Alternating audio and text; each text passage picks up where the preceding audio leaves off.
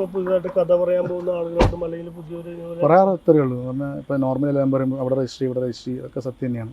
പക്ഷെ ഞാൻ പറഞ്ഞില്ലേ, നമ്മൾ ഒരു ചെറിയ സ്പാർക്കുള്ളൊരു കണ്ടൻറ്റ് മതി എല്ലാവർക്കും വേറെ രീതിക്ക് പ്രസൻറ്റ് ചെയ്യാനായിട്ട്. അങ്ങനെ സംഭവിച്ച ചരിത്രങ്ങളുണ്ട് ഇല്ലേ, എല്ലാവർക്കും അറിയാം. അപ്പോൾ അത് മറ്റൊരാൾക്ക് സംഭവിക്കാതിരിക്കട്ടെ. ഞാനൊരു വർഷങ്ങൾക്ക് ശേഷം ഇത് പറയണമെന്ന് വെച്ച് കഴിഞ്ഞാൽ എനിക്കിതിപ്പോൾ വേണ്ടിപ്പോൾ ഞാൻ കഥ പറയാൻ പോകുന്നത് തന്നെയാണ് പല ആൾക്കാർക്കും. നാളെയും മന്ത്രാണല്ലോ ജസ്റ്റ് പറഞ്ഞിട്ട് കഴിഞ്ഞാൽ എൻ്റെ മുഖം ഇങ്ങനെ കുറച്ച് പേർക്ക് പറഞ്ഞു കഴിഞ്ഞാൽ അവ നമ്മുടെ തോന്നണം എൻ്റെ അടുത്ത് പറയേണ്ടത് നല്ല ന്യൂസിൻ്റെ മുമ്പിൽ പോയി പറയും.